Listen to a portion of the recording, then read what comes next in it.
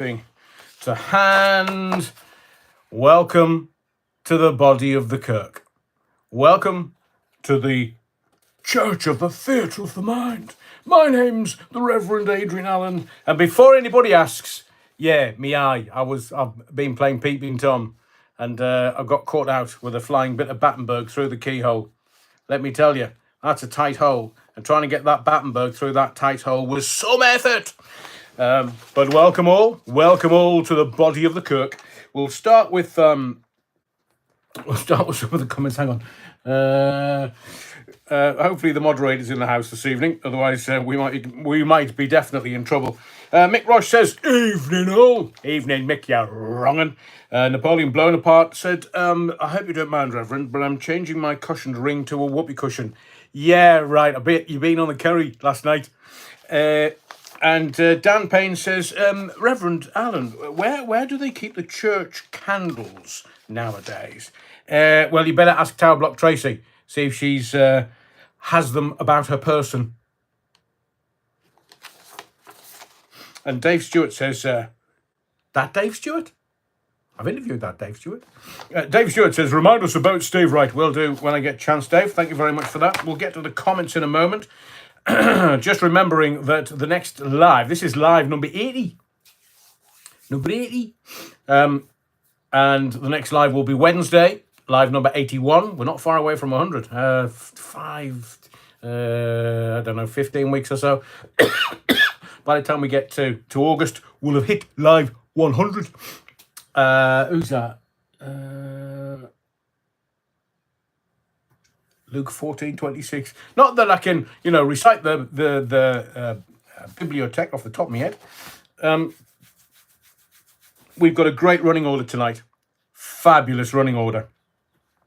Going to make accusations because it appears there is, just going to say stuff tonight on the live. Not quite sure how long I'm going to go for, and I'm, so to speak, if you know what I mean. And I'm not sure how long they may allow me to. Sunflower One is in the body of the Kirk this evening. Budge up. Allow Sunflower One to be in the body of the Kirk for the sermon tonight. Sermon on a Sunday. Welcome, Sunflower One. Wow, Stuart. In August, I'll hit age 31. You old bagger. 31. All downhill from 30. What is it, though? They do say, kinky 30s. I'll leave that with you. I'm not getting involved. That's Tower Block Tracy. Napoleon Bonaparte. Didn't Tower Block Tracy move her bed into the confessional? I think it's Airbnb for Tower Block Tracy and her bed in the confessional because it's a permanent residency. The amount of time she needs the confessional. George Diver. Evening all. Evening, George. Yeah, wrong. And remember, if you're a newbie, if you've not commented before and not said hello, please say hello so I can... You cherry. Mrs. Buck says, they're very... before I start the comments, please remember, we're live chat. And remember to guard your privacy and abide by our community guidelines. Yeah, wrong. Here, Dan Wotton used my phrase in an email the other day, called somebody a wrong'un. Oh, I say, Daniel. I'm so glad that I've managed to add that to the lexicon of language in this country, remembering that on my Top Man tapes, called everybody a wrong'un 20 years ago. That's all I'll say. To book the very Reverend Adrian Allen in the confessions box. Yeah, I've had to unburden myself before I came on here. Otherwise, I would be in trouble. It looks like a black eye, that. Not bad. Rusty Mouse has let us know. Can't make it tonight, Rev. Please forgive me. You're forgiven. Rusty Mouse. It's a bank holiday weekend. I can't expect, people who are thinking, hang on, normally Sunday night, school night, can't be, before a school night, might go out on the large. So there may be a few regulars missing this evening because they may be elsewhere. To Jim Atkinson, nice frock. I know, you want to see the suspenders underneath it. Did I say that out loud? Andrew James says, Adrian, don't forget your holy books, which are good for hiding the filthy books. Oh, Andrew, speaking from experience, are we? Wonderful. Evening, you're wrongin'. Dan Payne, welcome. Andrew James said, oh, and this is a great point by Andrew James, and yes, I have. Yes, I have. Do I do it now when a lot of people are still getting their feet under the table? Yeah, why not? If they're late, it's their own fault. They can watch it on ketchup. That's catch-up, not ketchup. It's all in the accent. Andrew James says, oh, Adrian, Reverend, has anyone seen the Quantum Black Swan WEF 2024 video? Oh, yes. We will either have a power outage or the internet will go down. For 3 days, I'm hearing. That's what Klaus says. Yeah, 3 days. Coming soon to an internet near you. I hope Harari and ilk are just all talk. However, when the WEF members speak, it's all cryptic. I agree with you. But so what I heard this week was it's going to be a 3-day blackout. Oh, they're going to blame the sun. Yes, it's going to be a coronal mass ejection. Is that the right mass ejection? Is that the right term that I'm supposed to use? It being a family program and all. I've had quite a few of those in my time. But they're saying that the sun is going to propel something towards Earth, and it's going to knock everything out. Well, electronically. But do you know the gravity, all the coronal mass ejections that come towards the Earth, kind of come towards the Earth, and then it just separates and goes around the Earth. So technically, it shouldn't affect us. All I've got to say to those idiots is chlorofluorocarbons, mate. You remember those? Oh, I say, in the 80s, we're all going to die. There was a hole in the ozone layer. Oh, we're going to die. And that's all I ever say to, like, the Doom Goblin and stuff, when they're talking all this pish, that's a Scottish word. I'll translate if you need me to. It just means that the hole in the ozone layer was no more. It repaired itself. So, do you know this climate change that they're foisting on us? What a hogwash. So, thank you, Andrew. Let's keep an eye on that. Let's keep an eye. And notice how I have been saying in a couple of videos over the last few days, you know which ones I mean, that people should come to the lives on a Sunday and a Wednesday because they can no longer say, oh, you're obsessed. Well, I can't be because I've done more lives than I have done videos about the convicted stalker. So they should come here to cut through the fog of war, to cut through the fog of understanding, because we have a critical thinking congregation in the body of the kirk who know what's what and come here for the information. Chris Mundy, been fighting Adrian? Yeah, sort of. It was more of a struggle. The new Mrs. Allen was trying to get me gimp mask off and slipped. Stuart says, evening, Adrian. You wrong. Congrats on reaching live number 80. If you don't mind me bringing alcohol into the body of the kirk. Stuart, we welcome to the body of the kirk. We welcome one and all. It's a broad church is the body of the kirk. If you need alcohol, there's freebies. The altar wine. Just get it's proper powerful stuff. I've made sure it's at least 14%. You know, you have to. Not that I feed it to the choir boys at all. So Stuart wants to have a sort of live now whilst I preach the sermon this evening. But Stuart says, I'll only have 2. One for you and one for me. Brilliant. Mark's out of 2. And honestly, I'm not... So, yes, Black Swan event. So that's what I was going to say. Everybody else is jumping on the bandwagon that you and I, we were talking about this last October when stuff was going on. And I said, Black Swan event, Black Swan event, Black Swan... Have I got the book yet? Hang on. Stay there. So I bought this book that is on my reading to-do list. It's called The Black Swan. There are intelligence groups. It's an old book, so I'll get around to it eventually. I just wanted to say to you, that's where I got the inspiration from, and I just thought, ooh. So we got the Black Swan before Russell Brand. Russell Brand said Black Swan 5, 6, 7 months after us. I am going to mention Russell this evening. I think you might find it interesting. So, running order this evening. Thank you to those that have been in touch. I'm going to read some bits and pieces out this evening. And I wanted to, I don't know whether you can see this. Can you say that it's reversed? But it does say, can you see that? It's an Abbey Road VIP access badge. So you know when I tell you the story about Abbey Road? There's the proof. There's the corroborative proof. And I've been meaning to do that for months and months and months. And just to show you that I don't make my stories up. So tonight we're going to talk about P. Diddy. You know, the new Jeffrey Epstein. You know, they never released the Jeffrey Epstein list. No, they didn't. No, they were winding you up. That's why Hillary and her husband, you know, the one that the former president of the United States, William, he paid Paula, what's her face, $850,000 to pay her off to get hush money. Hush money. But you know, if the Democrats, oh, there's no such thing. But if you're a Republican, yeah, it's illegal. No, it's not. Anyway, we'll talk about P. Diddy.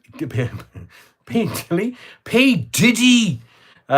Is he the new Jeffrey Epstein? Oh, you bet. You're sweet, bit me. We're going to talk about the Royals. You know what I'm going to say, don't you? We have this psychic link. We're going to talk about the convicted stalker and the Bellfidians. Do you know, I think somebody should name a rock band the Bellfidians, because I think it's a great name for a band. I think it'd be brilliant. Can you imagine? Please welcome on stage the Bellfidians! Wah! There's only two of them. It's a duet. We're going to talk about Amy Winehouse. Have you been to see the film Back in Black yet? All mixed reviews from this house. Mixed reviews. Baby Reindeer. It's wild. If you haven't seen Baby Reindeer, oh sorry, I know I talked about this the other night, and some people said that they couldn't watch it because they didn't have Netflix. Hang on, Bad Wolf Project. I was paid treble time on call for Millennium Bugs Eve in case everything went off. Best night's sleep I've had in ages. Bad Wolf Project. Now remember that. Oh yeah, the Millennium Bug. Loads of people earned shed loads from that, and well, nothing happened. Bit like the Black Swan event. Are we going to lose power for 3 days? I mean, can you imagine if they switch everything off? Remember, they're trying to do with the ATMs on the street. So if they do away with the ATMs, and all of a sudden there's a 3-day blackout, which would be a dress rehearsal for a complete blackout. Whiteout. I'm not racist. So you wouldn't be able to use your cards, your phone, everything linked electronically. You wouldn't be able to communicate because none of your phones would work, even your landline. They're getting rid of those as well, aren't they? So you couldn't, your money, your food, you couldn't go to the supermarket because all the supermarkets are electronic. I did go, I can't remember which one it was. It's either Sainsbury's or Waitrose or something. I went into one of their supermarkets, and as I walked in, the manager says, the tills are down. I said, right, okay, brilliant. Do I get a freebie? I said, I'm only in for a few things. And there was all these people waiting at the tills. So I just quickly scooted round, got, 50 quid's worth of stuff. And literally the manager just said to everybody, we can't check you out. Take it home. Have it on us. My Lord, what a freebie from a supermarket. Bloody hell. They normally take our eyes out. That one. So, if it does kick off and we have a Black Swan event, and it just so happens that it's all the electronic has gone down, no NHS, no telly, no phones, no shopping, no food, nothing. And what's going to happen the minute it kicks off? Are you going to go to your telly and go, where's that Klaus Schwab bloke? Aye, I want to have a word with him. Anyway, back to Baby Reindeer. We've got to talk about that again. It's wild because Richard Gadd, Dick to his mates, Richard Gadd, he's worth about $1.5 million, seemingly. And well, the real life stalker from Baby Reindeer is on Facebook. And I'm going to tell you who it is. Oh, I've been looking at her posts. I mean, I swear, I've had stalkers. I've had really good stalkers. Bad stalkers, good stalkers. They vary in quality. But honestly, I'll tell you in a little while so you can go and have a look. And literally, you might need a drink to read some of the posts. She's definitely not having her curtains hanged, that's for sure. We're going to talk about Labour. I don't mean, working. I'm talking about those rich people who are going to tell you they're not rich people, and they're going to point the finger at other rich people to tell you those other rich people, not the rich people in Labour, are the reason why you're poor, so to speak. And yes, I might tell you about Hugh Edwards, because I've worked something out.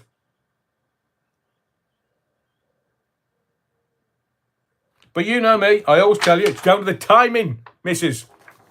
Just so long as you get off the stop before.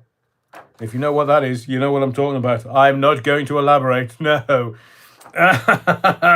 As my old dad used to say to me, make sure you get off at Seaham before you arrive at Sunderland.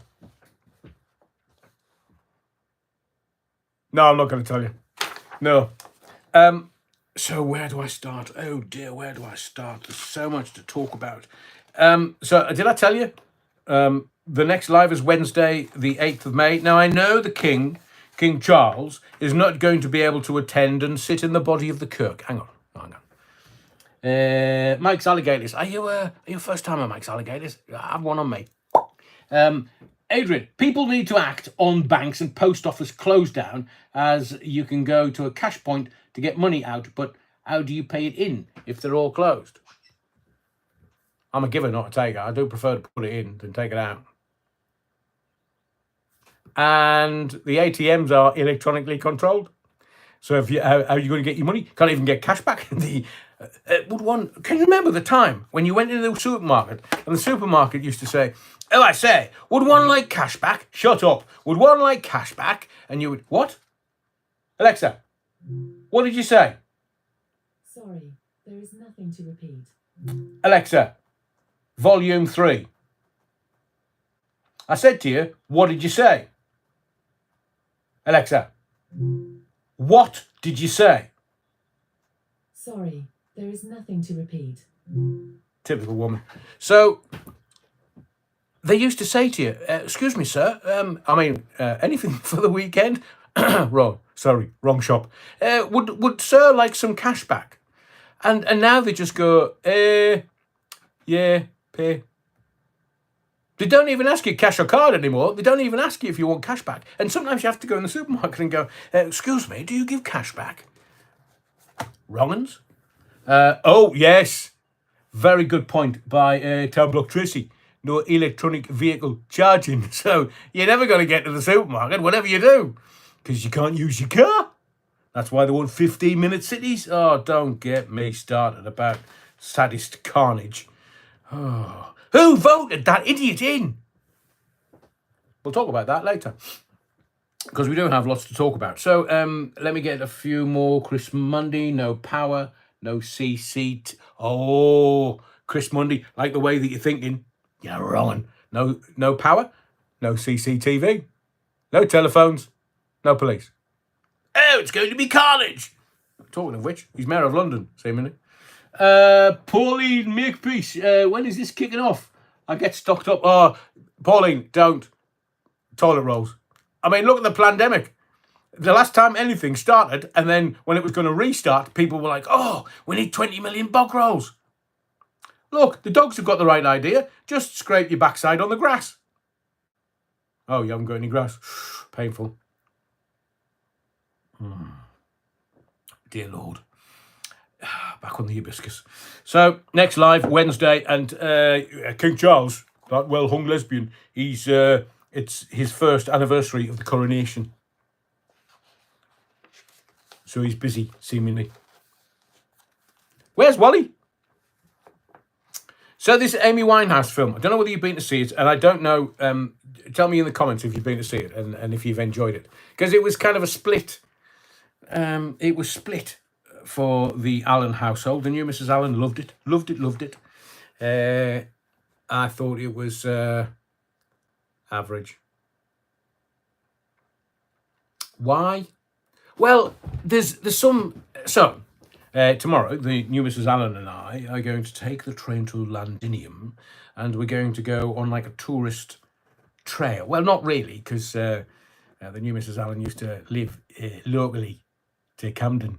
So we're going to go and have a donder around. So we're going to go to the. So we're going to do a two film TV thingy walk around thingy, because I know the area a little bit from a time at LBC, but we're going to go to the Hawley Arms, which is where seemingly the character from Baby Reindeer worked as a barman, and where the stalker went in and stalked him.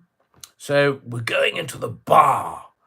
We may have to, we can't wander in and just just not pay for anything, not have any food or falling down water. So if you hear rumours of a couple of gigglers falling all over the place, it could be us. So we're going into the Hawley Arms for a live net. I think it opens at 11. Which is still not early, really. I mean, if it opened at 8 o'clock for breakfast, can you imagine the sun wouldn't even be over the yard arm? And then we're going into, is it the Dublin Castle? Which is Amy's haunt, Amy Winehouse, and the Gallagher brothers and various other luminaries from the music industry. So we're going to have a wander. I will take my iPhone with me, and I will take some pictures and videos of me talking incoherently into the bottom of a glass. It's Bank Holiday Monday. What else is there to do? No, that's afterwards. So, Camden. Yeah, it's Dan Payne says Camden. And Terry Woodfit, make sure you are out of London before even falls. The animals take over. Oh, I've seen the films. Yeah, I've seen the films. So, if you haven't seen the Amy Winehouse film, the actress that plays Amy is astonishing. Because all the way through, and my ears are fairly well attuned. It's it's the best sense that I have because of my love of music, and my ears are normally really, really accurate. But all the way through, I was thinking, that's Amy singing. They've dubbed Amy's voice onto the actress, because I could see a little bit of lip sync going on. And they have to in a film. They can't sing it live because it just causes all kinds of consternation with the sound. So they dubbed the sound on later. And I thought, nah. And then there was just a small climax to the film. Love a good climax. And you can see that it's the actress singing. And literally, the hairs on the back of my neck stood up. Because I realised, a bit like, remember the recent Elvis film? A bit like realising that it was the actress singing who sounded so amazingly like Amy Winehouse. And in a way, I mean, I'm not into the Disneyfication of people who are troubled. And, our rock stars, I love them troubled. She's part of the 27 Club, died when she was 27, which is comparatively no age. I mean, what did we know, or what did I know at 27 years old? Absolutely nothing. I hadn't even been sacked from my first radio station job. And the way the film portrays things, I don't really want to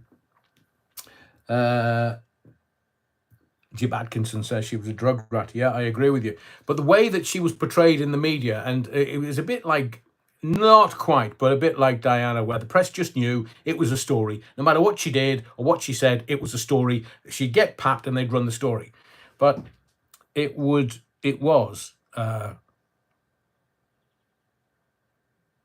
It only moved me when I realised it was the actress singing and not Amy. And the guy that plays her boyfriend, then husband, Blake, great portrayal. But Mitch, Amy's dad, is played by Eddie, and he's one of my favourite actors. I mean, he's an astonishing actor. And I've seen him in loads of stuff, loads of American stuff with American accents. And he's, as an actor, he's very believable. He's just fabulous. So anyway, tomorrow there will be a report maybe alive, if I'm allowed, with a large one in my hand. But I will say to you, I did something just before we went to the cinema. I want to tell you that we did something which I've not done in years. We went to TGI Fridays. I didn't even know they still existed. And I remember going to TGI's, God blimey, 30 years ago. And the food was crap. That's the reason why I haven't been for 30 years. And I have to say, the people that were working there, fantastic. Brilliant. Food, very average, I'm afraid. It'll survive, I'm sure. But for me, I'm probably not going to go there.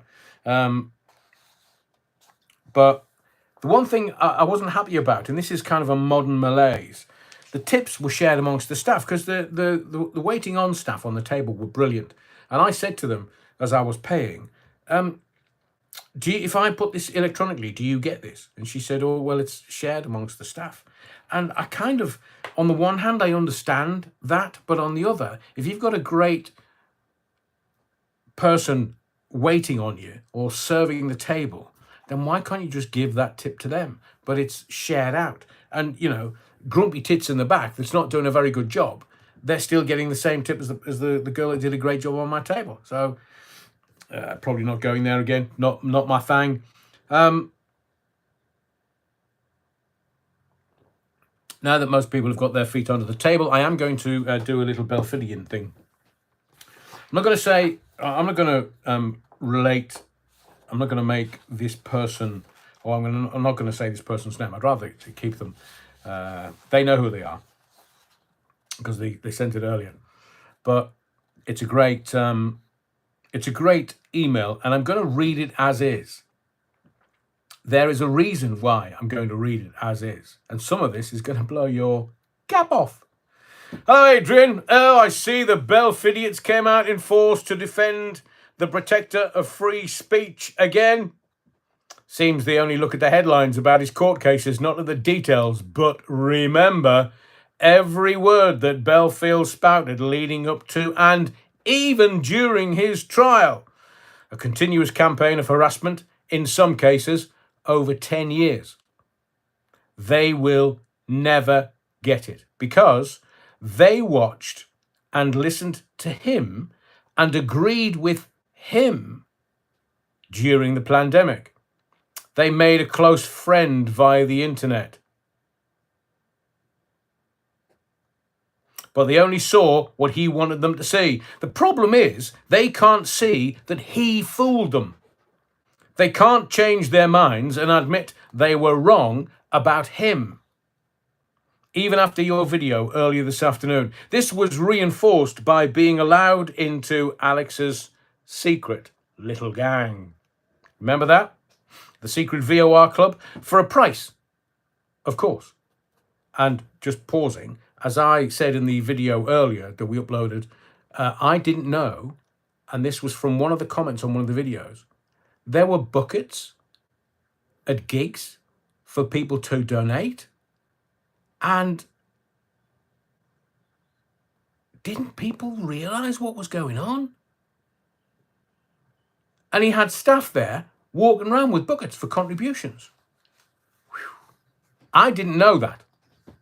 We wait for that to be corroborated.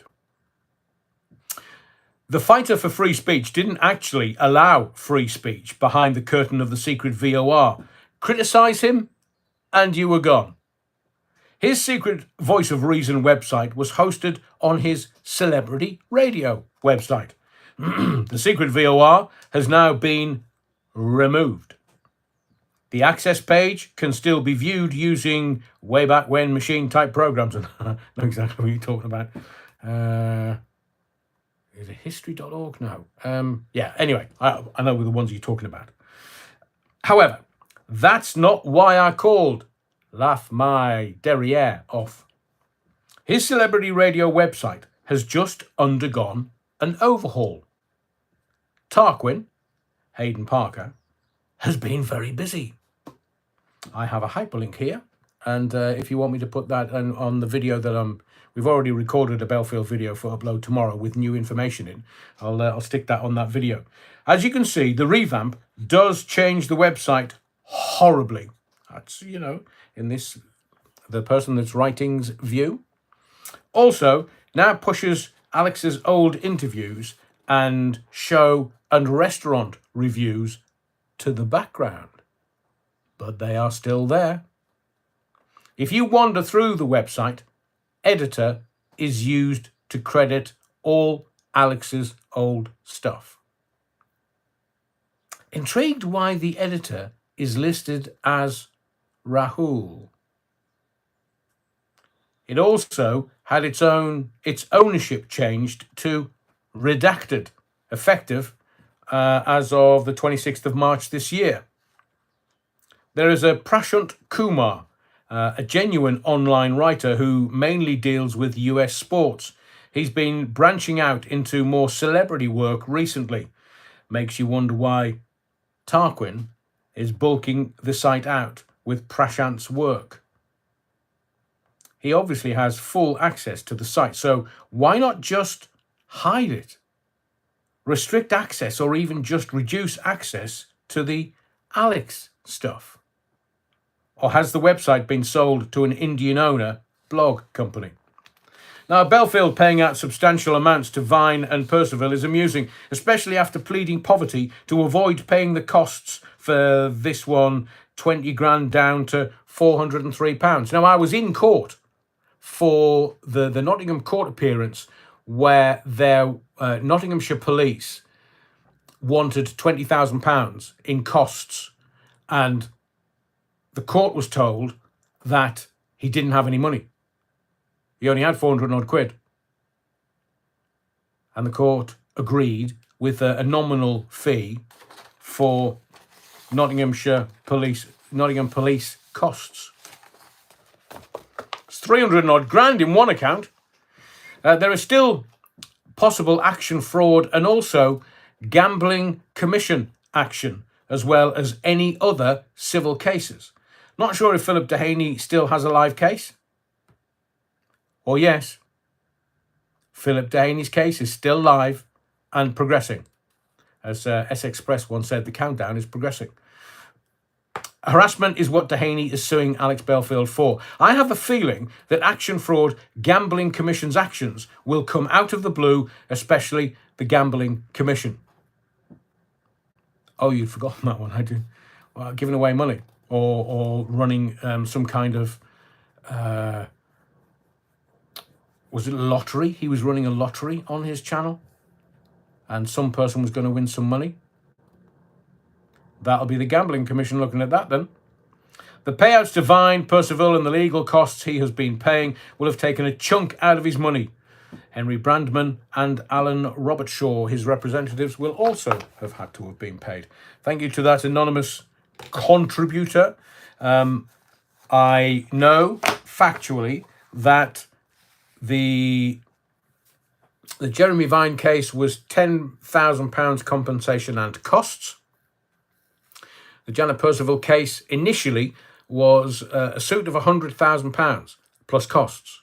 So there may have been, there's an agreement being made, and we have no idea how much that is for, but it's costs and a substantial sum.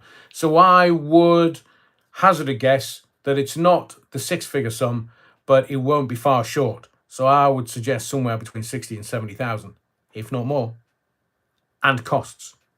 Her legal costs and his legal costs. So all of a sudden, this loose tongue stuff is getting very expensive. So I would suggest that these two cases alone, where he was sued for defamation and unreservedly apologised, has cost him thick end of 200 grand. Easily. Who's that? Stuart says there's a video online of him. It's a remix of him saying, I would never ask my punters ever to put their hand in the pocket. Then he goes, please just give me £1. You see, that was the genius. That was the genius. If you say to someone, just give us £1, people go, I can afford £1. And they don't really, I mean, it's not, £1's not even a bag of crisps now. So people would pay that, but it was the large number of people. And I've heard stories, people in the comments have said that their relatives have given substantial amounts of money for the freedom fighter. But as I said in the video, was it today? Because we've done so many this week and it's been a real rush to fit them in and get them uploaded to YouTube. That why haven't we been told how much was raised? I've done a video on fraud on here and explained what fraud is. And that fits the definition of fraud.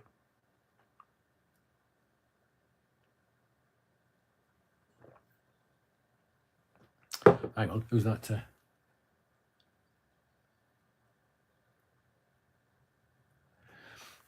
Interesting. Well, there are some, with the comments on the videos, the silliness is left as silliness. I'm not interacting with that. It's just silliness.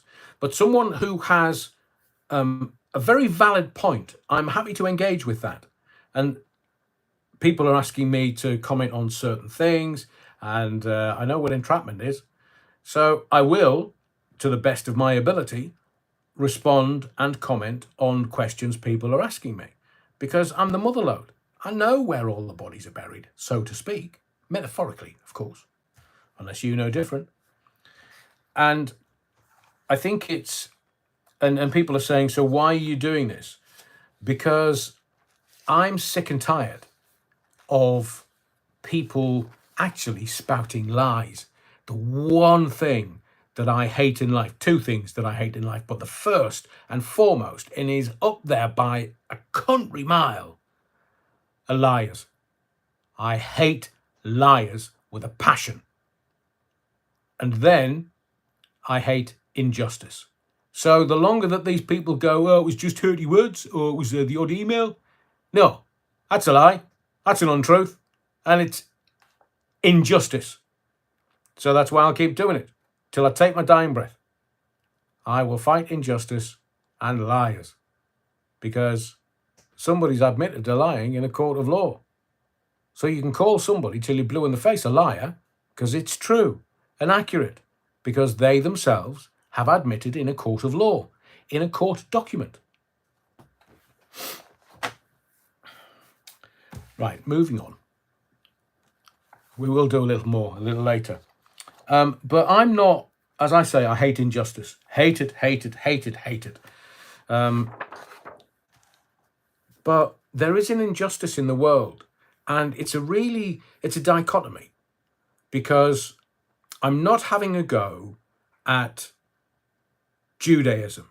I'm not having a go at those Jews who are really struggling at the moment because they're conflicted. They have a man that's the head of Israel. So he likes to think, Bibi Netanyahu, that he leads the Jews around the world. Well, no, you don't, mate. And as I say, I'm not one to pursue an agenda. But again, I'm sick and tired of the BS that comes out of his mouth. We know what his shtick is. I'm a war prime minister. I will stay in power so long as there is a war. So do you think that Bibi Netanyahu is going to agree a peace deal? I understand that there were representatives from Hamas this weekend in Cairo, and some Israeli delegation went to Cairo to negotiate peace. Oh, and have a guess. Bibi's come out and gone, no, until we obliterate Hamas.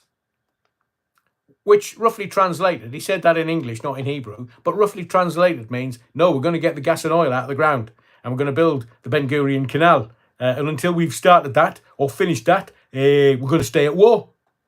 Because the minute that man, that evil personified, steps out of office because he's no longer a war prime minister, they're going to have him in court. The Israeli people are apoplectic. Because remember, when he went in for his hernia, they started demonstrating on the streets. The minute he's back out, when they've stitched him up, it was all quashed. So Ben Gurion Bibi Netanyahu is not. And I think that sticks in his craw. I think, he wants to be the freedom fighter. He wants to be the man that is Israel's savior. And yet, he won't negotiate peace. And we know what's going on in the background. It's all about the petrodollar. It's all about the $110 billion that Bibi wanted from the Americans. Oh, I wonder where that money's being washed in. If you don't know what washing money means, Google it. So remember, what this channel does is it cuts through the fog of war. It cuts through everything that is in the mainstream media, the fog of the mainstream media, because they couldn't lie straight in bed, those idiots. Journalists, they're propaganda peddlers. So we cut through all that. And remember, the Suez Canal only took 10 years to build. So the Ben Gurion, the Suez Canal is built on sand. That's why they need something a bit more stable. And that's why they need the Ben Gurion Canal built, so they can get all the military infrastructure on the ships through the Ben Gurion Canal without anybody knowing. Because the Egyptian government need to know, if you're bringing stuff through as a Western superpower, and you need to have your military float stuff through the Suez Canal, the Egyptian government need to know, mate. But if they're going through the Ben Gurion Canal, nobody will know that. Who said that? Stuart, you said you're more honest than the mainstream media, Adrian. I try to be, because they're all... I nearly swore there. I know this is, it's Sunday night, and there may be those hard of thinking around who may be upset at the odd straight talking word. But it's the brown stuff. It's just, that's all they peddle. I'll tell you what I will do. To follow on from that, we'll go to the Royals. Because I think if you've watched the lives that I've done, you'll get what's going on at the moment. Let me just leave that there. Bless. The last couple of weeks, we've had the little ones. We've had the little royals have lovely pictures taken by Princess Kate. Wally, in the stripy jumper. So Princess Charlotte Elizabeth Diana. Look at that. Oh, no, the wonder. Ginger Sphericals was apoplectic with rage. Somebody named their daughter after the Queen and after his mother, as in William's mother, before he had the chance to. And there was Megan going, oh, Harold, should we name our daughter after the Queen and Diana? So what do? So the Walesers, as in William and Catherine, call their daughter Princess Charlotte Elizabeth Diana. And then what happens?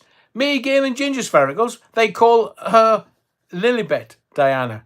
Oh, honestly, they're nuts, those two. The Montecito morons, they're nuts. Why? They just want to be William and Catherine. That's all they want to do. They're insanely jealous that they're never going to be king and queen. So off you go, Foxtrot Oscar. Should we call our daughter Lilibet Diana Ginger Bollocks? After your brother and your sister-in-law? And then, cute, 9-year-old, cute.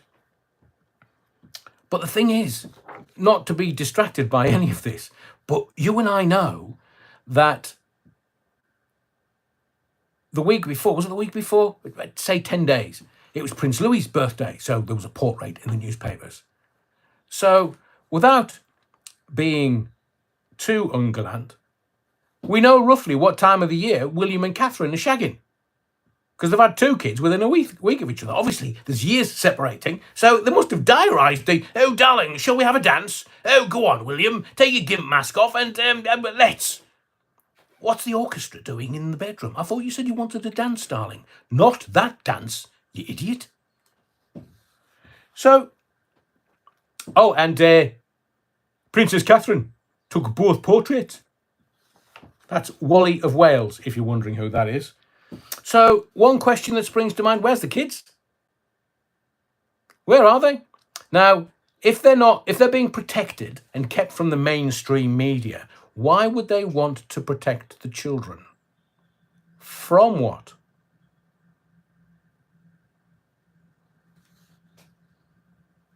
So Harold, is coming over for the Invictus 10th celebration, commemoration. Now, these idiots in the mainstream media, oh, Harry is going to meet father. His dad's in Scotland. King Charles is in London. So, Harry is going to meet the king. I think you find it's one of two reasons as to why that may be so, but I highly doubt it. And I'll give you my rationale. One, Harry would only want to meet King Charles so that he can say to the king and the rest of the royal protection squad, I'm on royal duty. I'm coming over to London. I'm giving a quick poem read at the Invictus commemoration and I'm going to see me dad. So he will have royal protection. You know the big fight that he's having? Because he can't have royal protection because he's no longer a working royal. But if he's coming over to see his dad, he's on royal duty. He's not stupid all day, is he? And the other thing? Well, she's not coming over here. She's 43% Nigerian. So she's going back to the land of her birth. Harry! Oi! Ginger naggers! Are we going to Nigeria? Oh, darling, Megan, why would we go to Nigeria? Oh, that's where I'm from. I'm 43% Nigerian. Oh, by the way, you know that charity, Harold, that you set up in Africa? Why don't we pop in and say hello? Oh, no, Megan, we can't. There's bad things happened. And we can't associate ourselves with rape and violence, can we, Megan? Unless it's bought and paid for, obviously. Bad Wolf Project, Randy Andy have massages at Epstein's house. Housekeeper tells all. Oh, yeah, get that. Harry, well, I'll tell you I'll tell you about this in a second because this is going to make your hair curl. I'm going to tell you something that's going to make your hair curl because you think Andrew's bad. Keep thinking it. It's never going to be reported in the mainstream press. But I'm going to tell you. Terry Wookford says, will be covered by the King's teams when meeting the King. Won't get a royal protection team for anything but attendance at the Invictus Games. Well, he's at it, is what I'm saying. He's at it. Old Sphericals, he's at it. And then they're going, are they going over to Holland? What was Holland on the back of Valentine's Day cards? I know Swart was saying, well, the loving kiss, but what was Holland? I was innocent back then. You're wrong. Anyway. So, Harry's coming over for an appearance. He's going to go and see the king.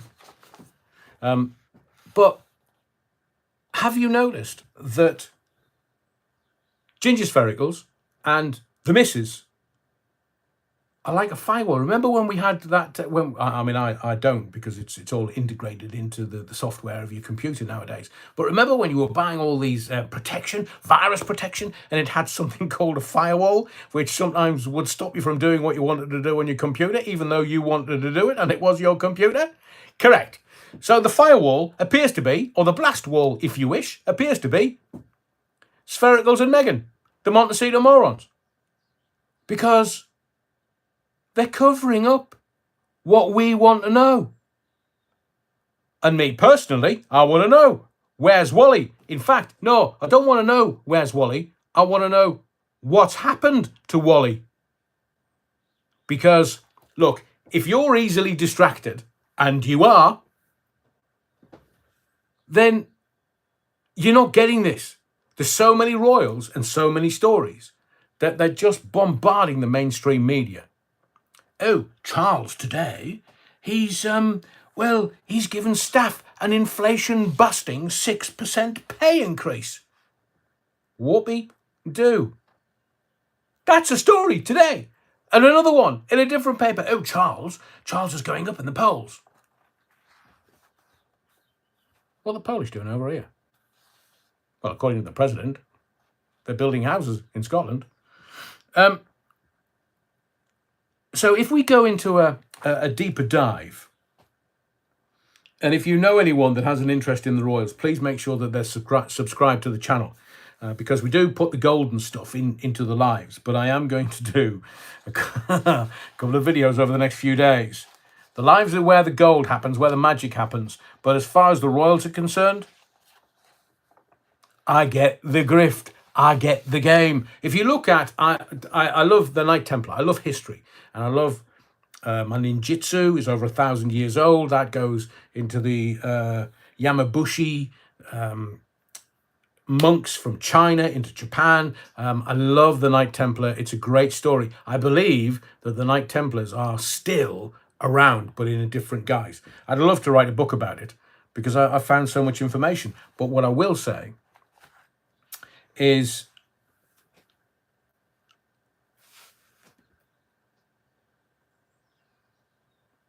to go into a deeper dive takes time and consideration, because I don't want to be sensationalist about stuff. And I want to be measured and appropriate and proportionate with everything that I do on the channel so that you get information that you don't get anywhere else.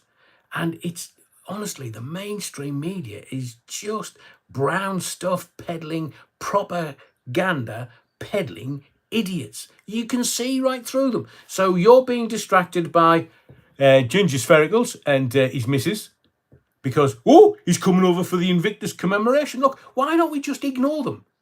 If we ignore them, they'll go away. If they got no press coverage at all whatsoever, brilliant. They can have as many fake car chasers in New York as they like. We're not interested. But again today, no plans. No plans for Harry to meet King Charles. And yet, yesterday, I mean, less than 24 hours ago, the mainstream media was saying, oh, yes, Harry's booked in. Harry's going to see his father whilst he's here. Well, let me tell you, when is he coming across for this Invictus Games thing? Isn't it the 8th of May? The anniversary of his father's coronation. Are you getting it yet? He wants his visit to this sceptred isle to be front page of the newspapers when his father's anniversary of his coronation should be front page of all the newspapers. Don't you get it? They're evil. They are evil. Imagine trying to do that to your supposed father. That's why this week there should be zero coverage. Absolutely nout.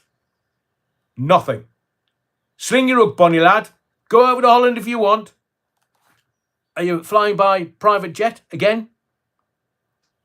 That's a carbon footprint and a half. Oh, and then you're flying down to, Nigeria. She's 43% Nigerian, seemingly. I still tell you, she knows exactly who Harry's father is because she's got the DNA. Well, not her, but probably all over her dress. Harry wants to meet the king. Charles is up in the polls.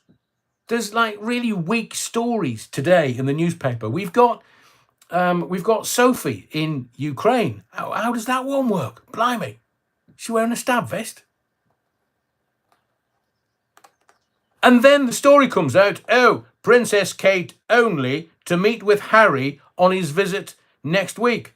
Yeah, right, along with Shergar, Lord Lucan, and Jeffrey Epstein's client list. They think we're nuts, man. They think we're stupid. She's never going to meet him in a month of Sundays. Two cocks cake. No, it's not going to happen. Sorry, that's from the Windsor's Endgame, a play that I saw once. So, let me tell you this. It's not a case of, where's Wally? It's now, what's happened to Kate? So let's look at the options. This is me flying a kite. Let's look at the options. It could be that she's seriously ill and is being looked after by medical staff. Something's gone wrong, we don't know, but she's seriously ill. She could be having a divorce and she's taking the kids with her. Oh, William, I've had enough. No, the money's not everything, stupid. No, I'm going. Waity Katie, that's not going to happen. A divorce, that's not going to happen. But it could be an option. You never know. Who are you and I to say? Comments, please. I'd love to read them. And then she might not be of this mortal coil anymore. I wonder.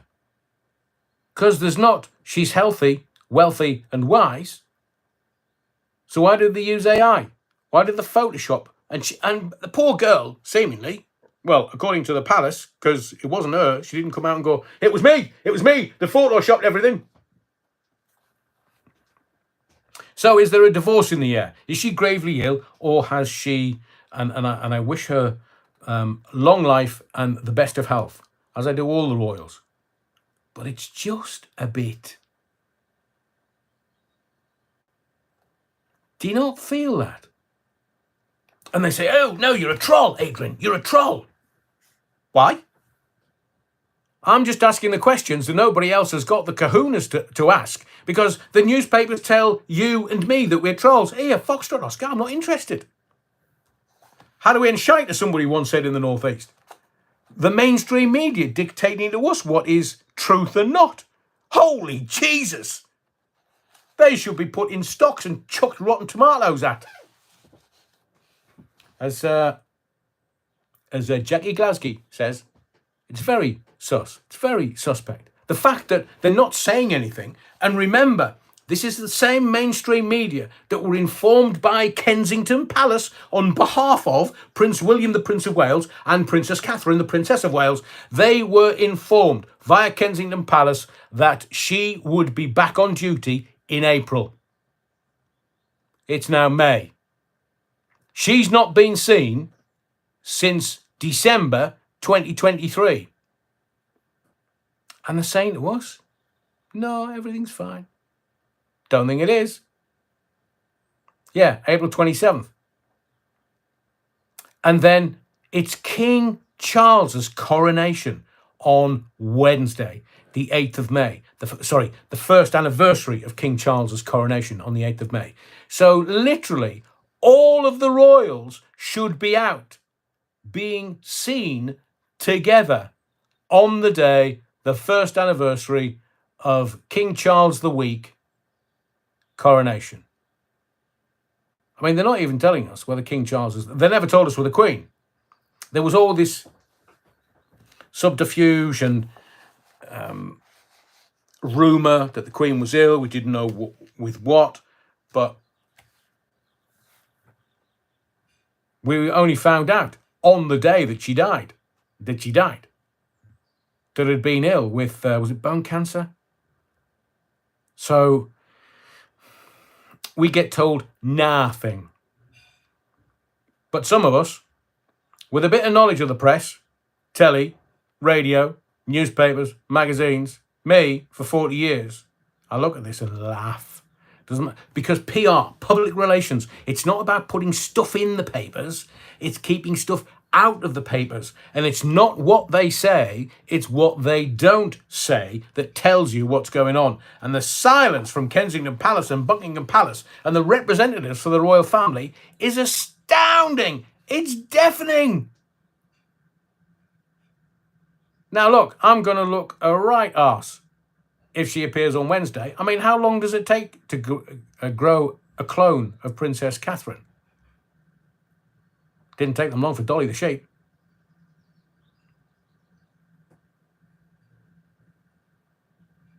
Telling you, in today's age, 2024, it's what they don't say rather than what they do say that gives the game away completely. And at the moment, there is a stone cold silence around what has happened to Princess Catherine. And I will hazard this. I'm not anti-monarchy by any stretch of the imagination.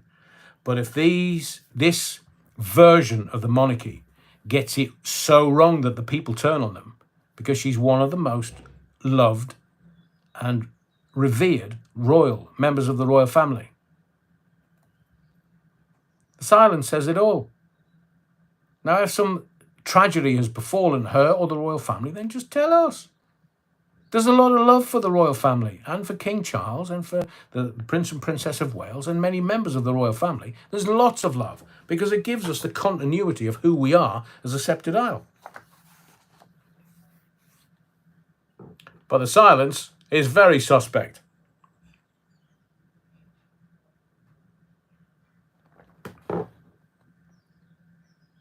Sounds like the boys from Brazil. Buck says Silence is Golden.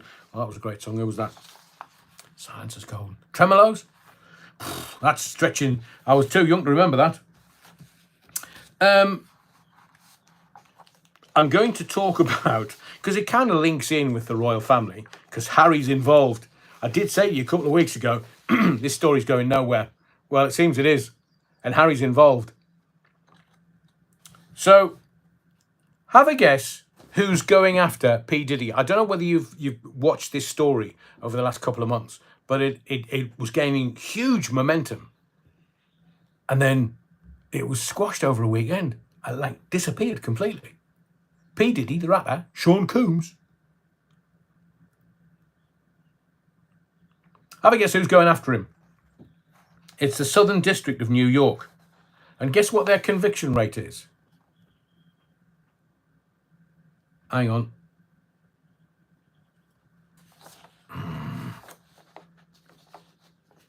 I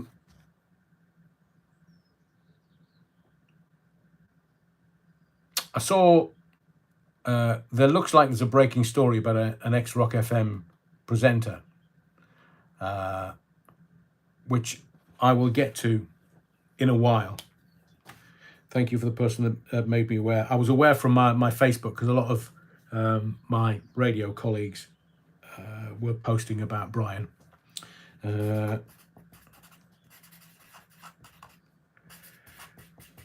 Just so I can have an aid memoir. So P. Diddy has been involved in, well, what can I say?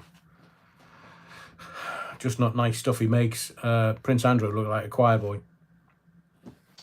So the Southern District of New York is after P. Diddy, and guess what their conviction rate is? 95%.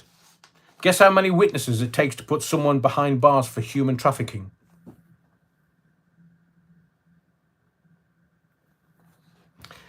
Is that why Justin Bieber was posting pictures of him crying during the week? Remember, it was a bit weird. Didn't say anything. Posted pictures, and all of his followers were like, "Oh, Justin, are you upset?"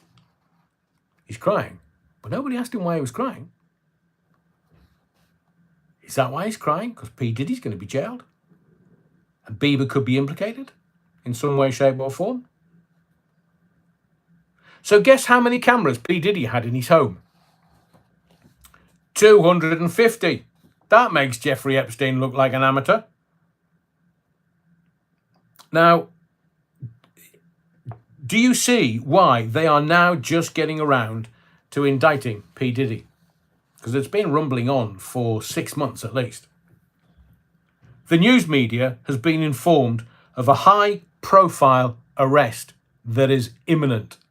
So keep your eyes, your peepers peeled this week. And do you think P. Diddy's going to go down by himself? Not a euphemism before you start. No. He's made it clear he is willing to give up names to reduce his charges. Who will these other possible high-profile names who can be implicated? As I say, I'm just flying a kite, mate. Is it the Royals? Is it Jay-Z? Is it Beyonce? Is it Russell Brand? Oh, hey, Russell, mate, you've just been baptised. You've been absolved of all your sins. But there's no churches that are aligning themselves with your baptism. So, come on, Russell. Are you involved in the P. Diddy case? Leonardo DiCaprio. Usher. Naomi Campbell. So we're about to see some fireworks go boom! Those upcoming P. Diddy documentaries are going to be something to watch and look forward to. I tell you, they're coming soon. But has P. Diddy checked himself into rehab? He could be Epsteined. You know, he might be so low. Cold turkey. He could be offed, Epsteined. Because he's not going to have access to the gear that he's been taking, is he? And those withdrawals are not going to be something fun, whilst not having that fix on hand. So just keep your eyes open. And we'll leave that there, because Prince Harry could be named. Prince Harry. What his involvement could have been, might have been, all supposition and kite flying. Easy for you to say.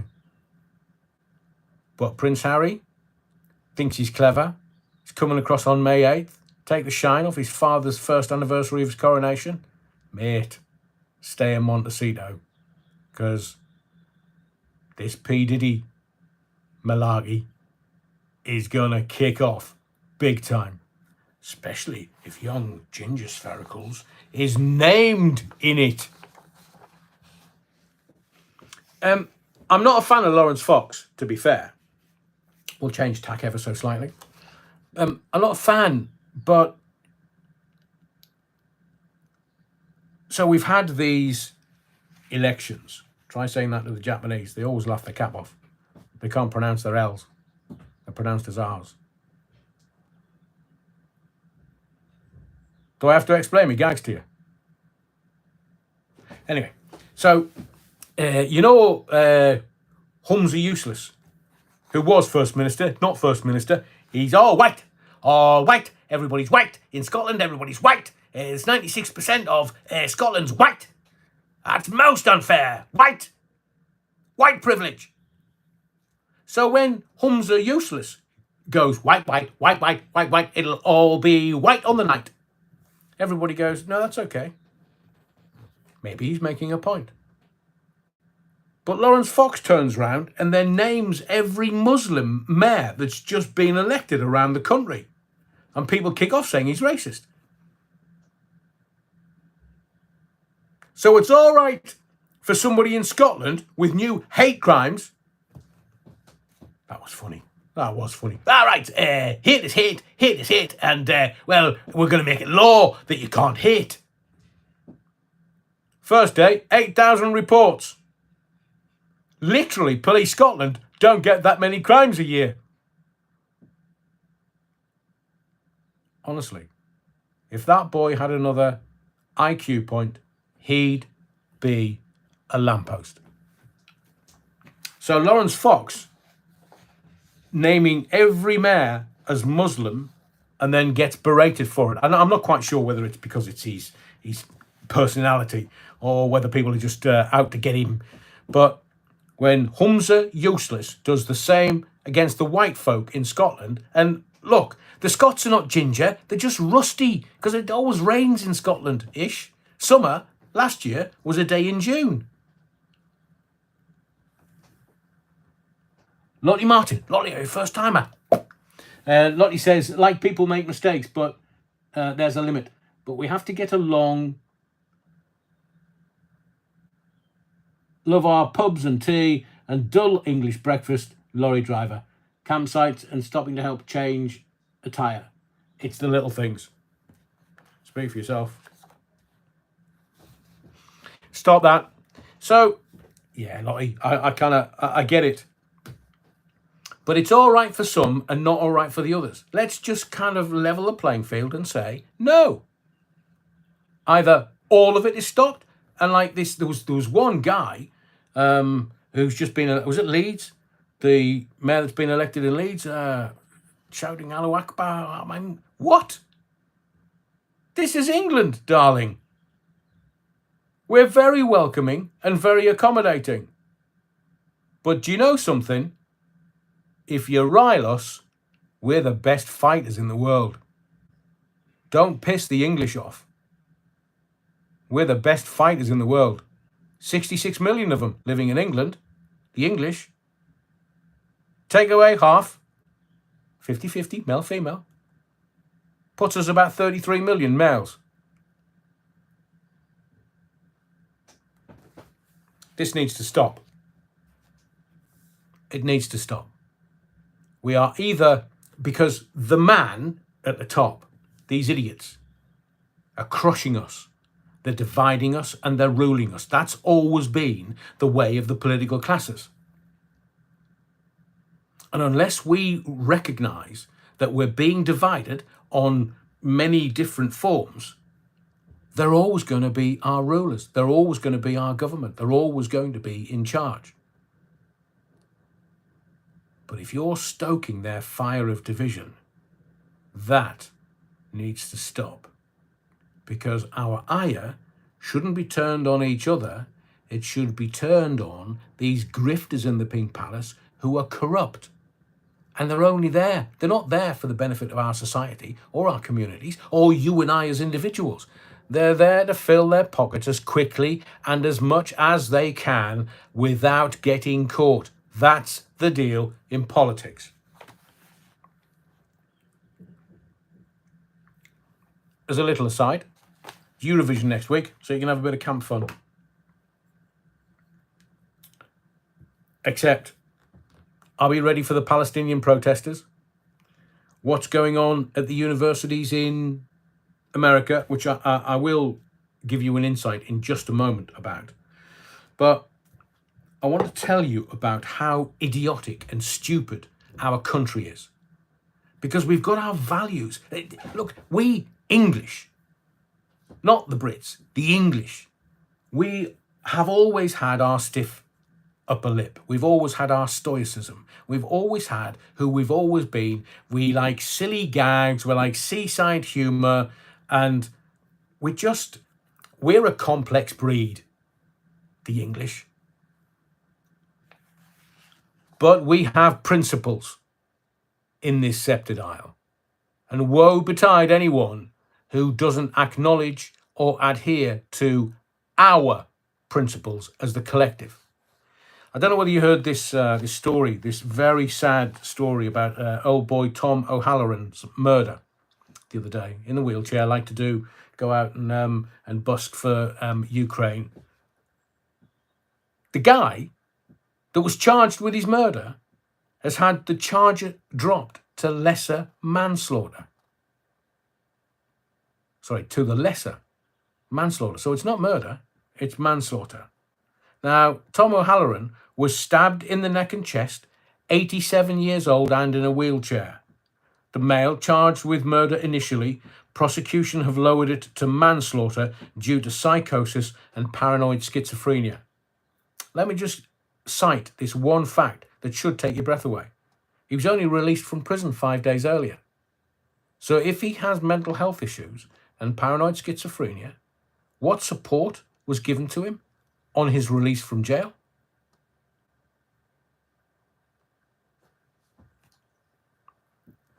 And here's to add to that, because we can't talk about the specifics in that case. We can talk in general about things, but not specifics. Imagine the police force that couldn't use a description of a teenager accused of attempted murder because it breached his privacy.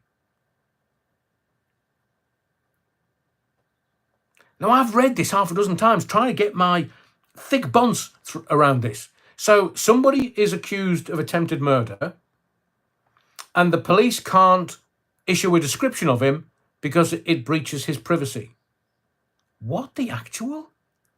Are we living in some kind of time-warped continuum where everybody loses their minds and there are no principles, there are no laws to adhere to, and there's just people going, oh, no, you can't do that. It's all whacked, it's all whacked, it's all whacked. And by the way, hate crime. You can't breach his privacy. I would suggest that the lunatics have definitely taken over the asylum.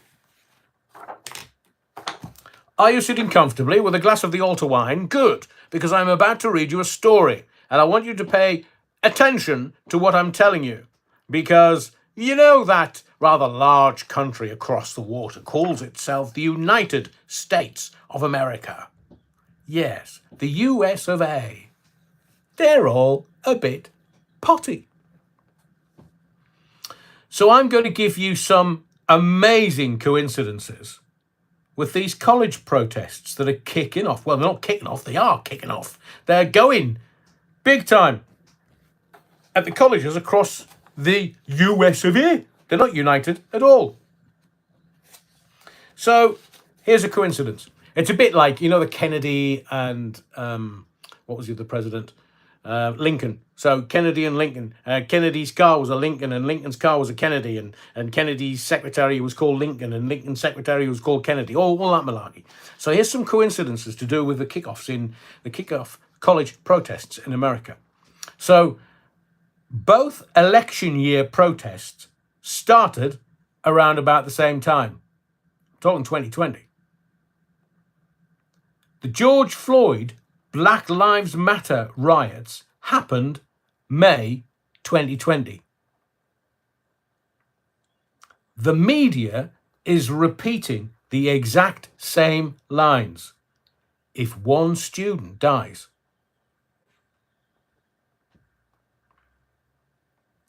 so I'll kind of paraphrase. If one student dies, it's as if they want this. That'll be the narrative that the American media go, oh, somebody's died. The date is May 26th. You can Google this, 2020, when George Floyd died, and all they needed was a story like that. They needed chaos. Today is May 5th. We're roughly a little over 3 weeks away from that date with George Floyd. Just putting it on your radar so you can remember having talked about this on this live. So let's break down the money trail, shall we? All the protests in America. Let's break down the money trail, the Benjamins, the greenbacks. Well, do you know what percentage of the revenue that Harvard, the university, got in their endowment in 2021 came from actual tuition of students trying to get a degree from Harvard? Let me break it down for you. So, tuition, degree, Harvard, what do you think it is? A lot of people would say, oh, don't know, Adrian, 60 grand, 70 grand, 80 grand. And that's how the university makes their money? Really? 10%. Only 10% of their endowment came from actually doing their job, which is educating students. Do you know that 39% of the money for Harvard came from donations? Do you know that 10% came from gifts? Do you know nearly 49% of the money Harvard got in 2021 is from donations and gifts, not from student fees? Only 10% is from students. 90% is not. So let me ask you a question. Let's paint a picture. Let's just say the professor of Harvard, the dean, president of Harvard, of Columbia, their assistant says, oh, Mr. President, we have two people waiting for you on hold. Line one is your number one student's parents. How much money did they give us last year? Mr. President, I think outside of the tuition, around $300,000. Who's on line two? George Soros. Tell the parents, the parents of the number one student, I'll call them back. Please put Mr. Soros through. Hello, Mr. Soros. How can we help you? Oh, because you gave so much money and la-dee-da-dee-da-dee-da. And all these other endowment monies being given to the universities. And for your information, let me go a little deeper for you. Because the universities are kicking off, and you don't think that these universities are getting shed loads of money from donations.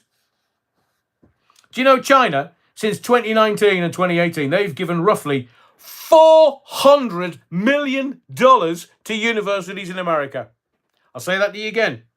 Since 2019, China has given $400 million to universities in America, which outshines tuition fees and student fees. Do you know what university they gave the most money to, the Chinese? $70 million went to Harvard. And it's kicking off. Oh, I say. So, who's Harvard's number one customer? Now, Harvard's one of the seemingly the premier universities in America. Who was the number one customer? Students? Or was it the people that are giving massive donations to them? It's all very strange when you sit there and you ask yourself, why are they doing nothing about these demonstrations? Why are they okay with Palestinian flags going up and not America's flag going up?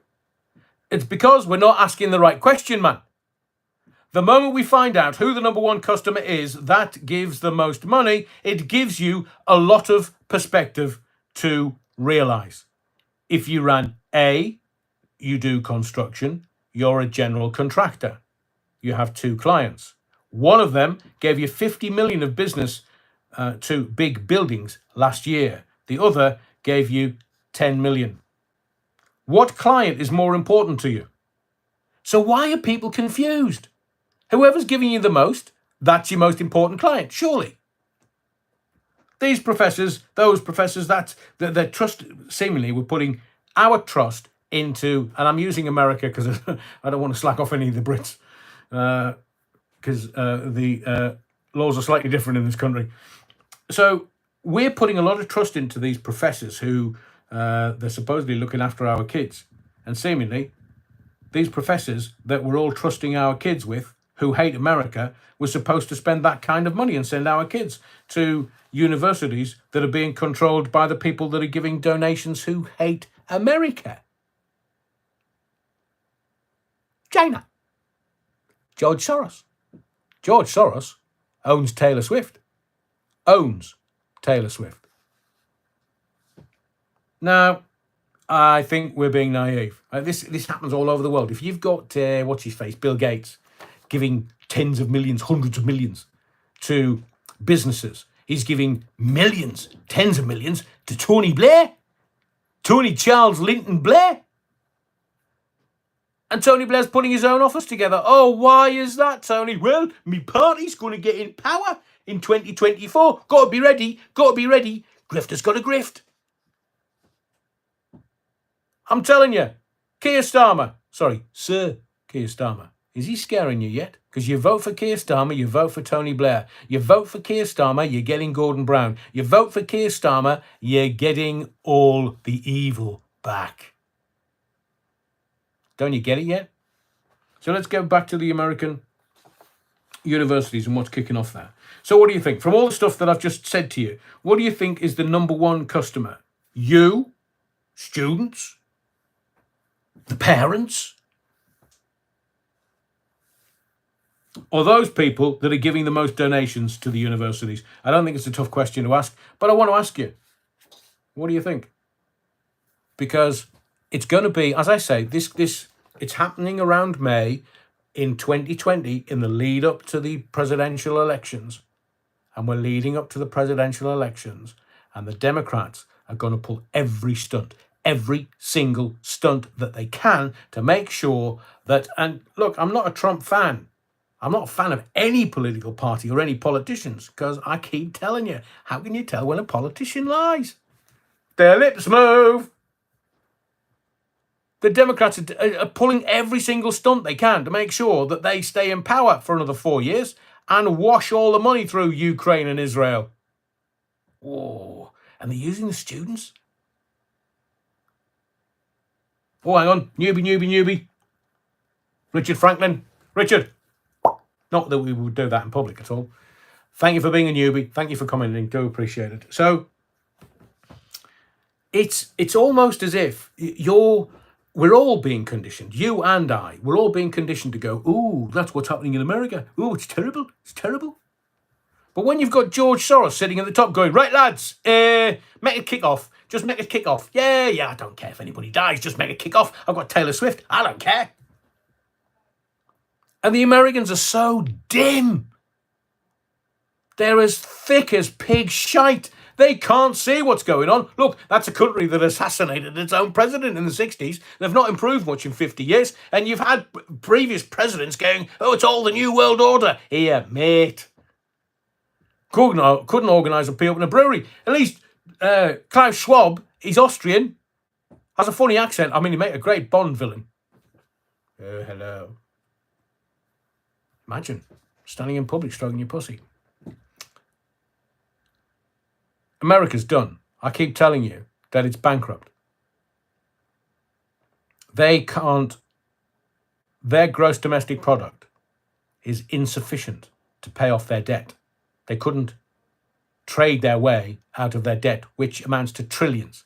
And then you've got these politicians at the very top who are washing money through Ukraine. They're washing money through Israel. And don't get any of these idiots that are paid opposition, like Brand and Jones. Jones is living off his reputation from 20 years ago. Russell Brand. He's just telling you what's already in the public domain. He doesn't want to give up this money that he's making. Don't be silly. He's not making it from YouTube. Oh, I've been baptized. Me too. I was taken to church for that. When I was a kid. Not when I was a grown adult. When seemingly there was an agenda afoot.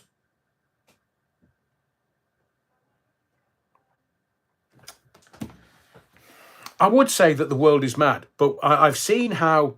I mean, I don't... Look, I'm a cynical old tart. I am a cynical old tart. I am a cynical old tart.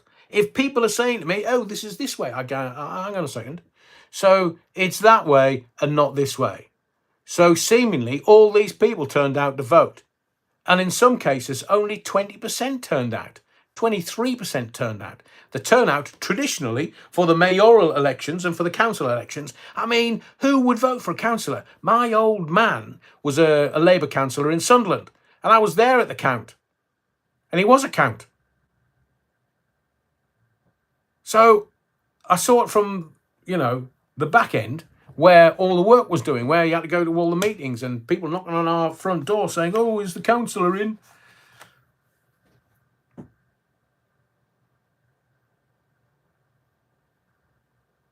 I could tell you loads of stories. Loads. But I don't trust a politician of any hue, of any political party, of any way, shape, or happenstance. Because they're all liars. They're all grifters, in my experience and in my view. I wouldn't piss on them if they were on fire. And then they'll go, I was placed in a state of fear and alarm. Mate, you're a bloody politician. It's your own bloody fault. In my view. And now we've got a mayor that is ruining our nation's capital. Revered the worldwide. Apart from the firework displays, of course. And he's going to kill it. He's going to kill it. He tried bribing the Londoners off at the beginning of the year with 80 million. Oh, we'll build some more houses. Yes, I've just found 80 million down the back of the sofa. Don't worry, I'll give it away. I'll give it away. Who to? So when horrible things happen in the city, there's no compensation. There's no support for people. Grenfell Tower, or the knifings that are happening, the stabbings that are happening on a daily basis. Nothing. He just wants the power. And it makes my stomach turn. It makes me sick to the pit of my stomach that we can look at career politicians who don't give a flying foxtrot.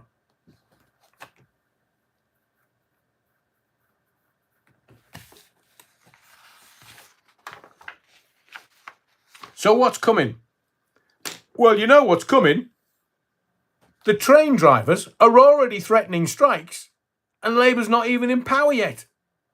You think that the unions are going to sit back and go, oh, tickle me tummy. We're a union. Oh, we don't care. Tickle me tummy.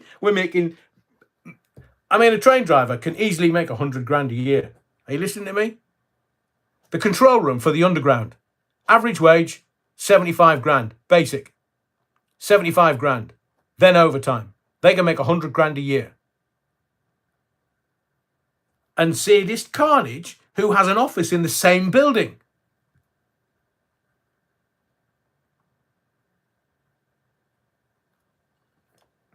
You know what's coming.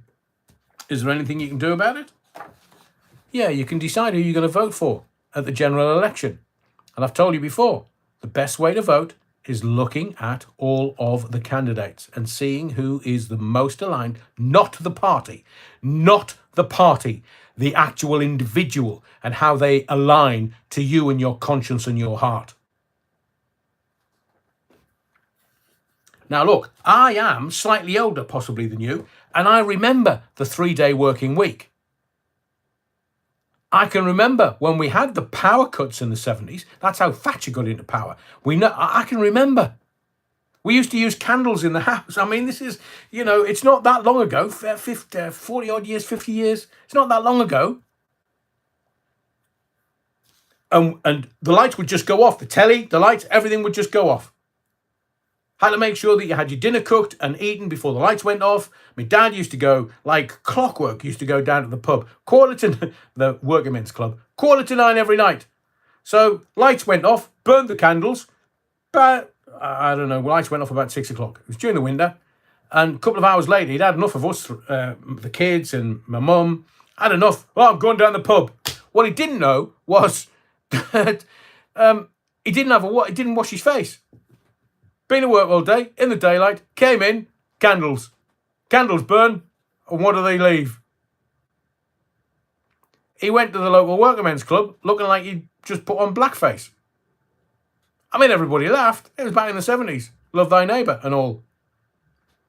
But he was mortified that he went to have a quiet pint or 10 and ended up the butt of everybody's jokes. I mean, everybody was in the same hole, if you wish. But I remember those days, 3-day working week, blimey. That's what they did during the pandemic, all these working from home civil unservants. Or uncivil servants, should I say. You see, couldn't even get me gag out.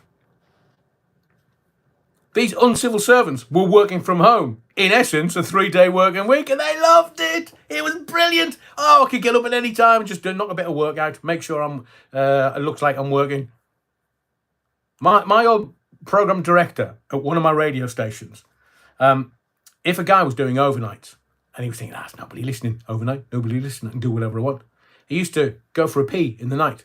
And as he was going for a pee, he'd pick the phone up and ring the studio. Direct dial. The minute that light flashed in the studio, you'd think, oh, shit, what have I done? What have I done? Whoa, what did I just say? And he used to ring him and go, hello, it's only me. How you doing? Oh, yeah, brilliant. Sounding brilliant. Have a good show. And it made out that the presenter thought that the boss was listening 24 hours a day, 7 days a week. He weren't. He was in bed. Just needed to go pee. And that's the same with this. The unions, some of them, and my dad was a big union man, obviously an arse in his later life. He was a big union man. But the train drivers are going on strike. Will we, under Labour, return to the shite of the 70s?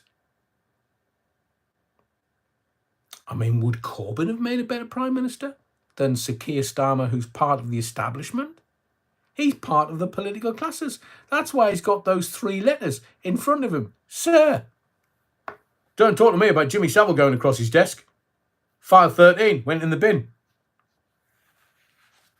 So the uncivil servants can start working from home. Oh, it's lovely. It used to be 5 days in work, 2 days weekend. Now, 2 days in work, and I've got the rest of the time off. Oh, I don't do a full day's work. Don't be stupid. Slacker working, as I call it.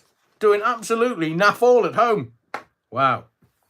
Shall we do some showbiz?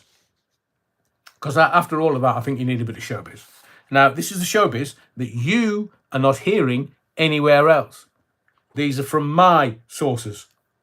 And I've been thinking about for ages about sort of dropping these into the live so you get a bit. No, you won't read it in the Sun showbiz. No, don't be silly, because it's not that kind of showbiz. It's proper showbiz. So I see Kevin Spacey. They're talking about more allegations against him.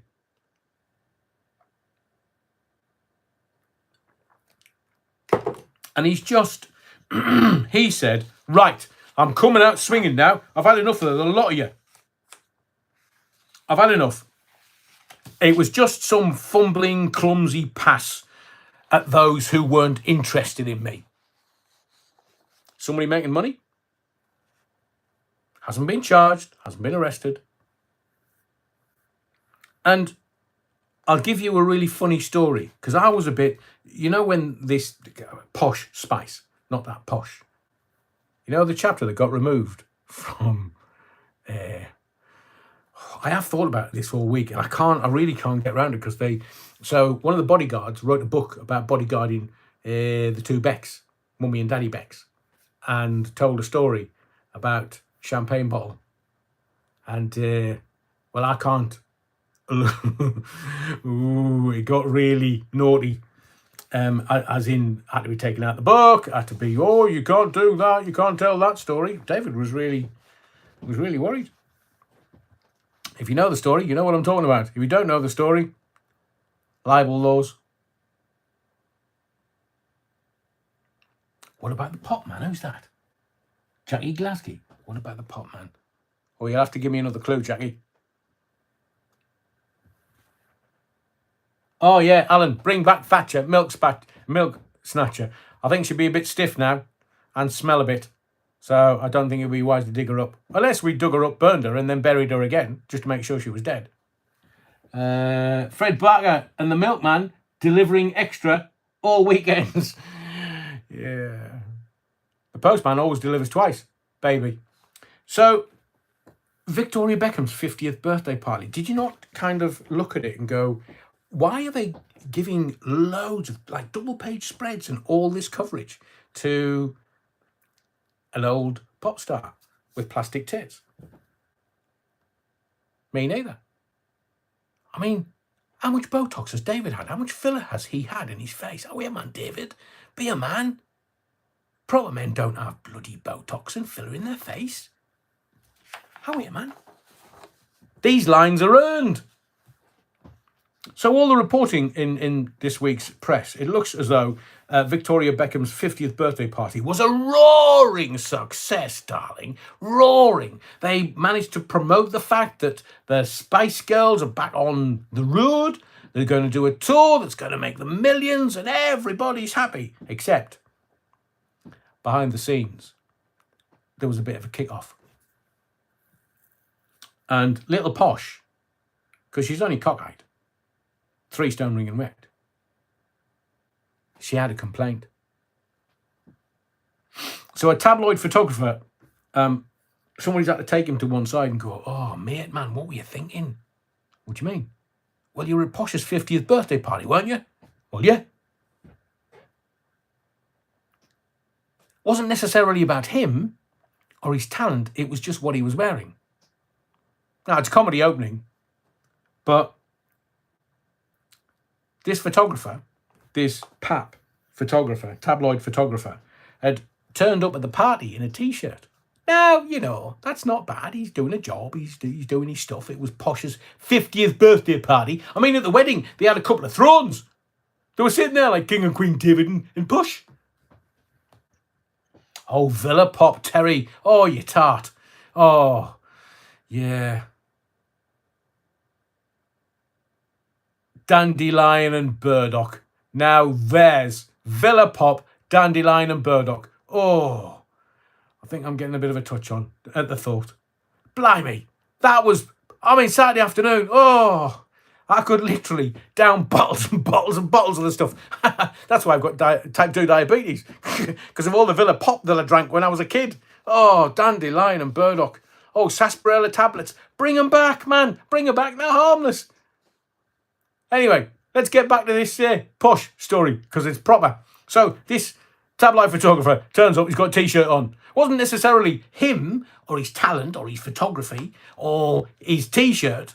It was what was written on the T-shirt. American cream soda. Terry, man, Tower Block Tracy, will you stop it? You're distracting me, proper. So have a guess what was written on this tabloid photographer's T-shirt. It had a slogan on it. Stop making stupid people famous. Legend.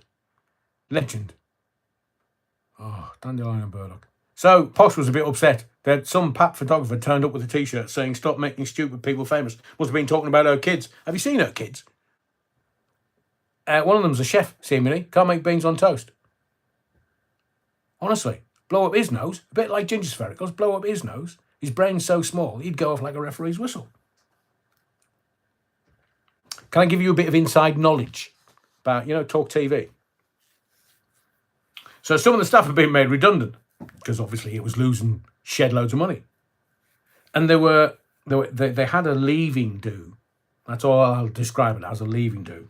But have a guess what the dress code was for this leaving do at Talk TV. Now, I'm going to have to report this accurately, so it involves a bit of Tourette's. So forgive me before I start.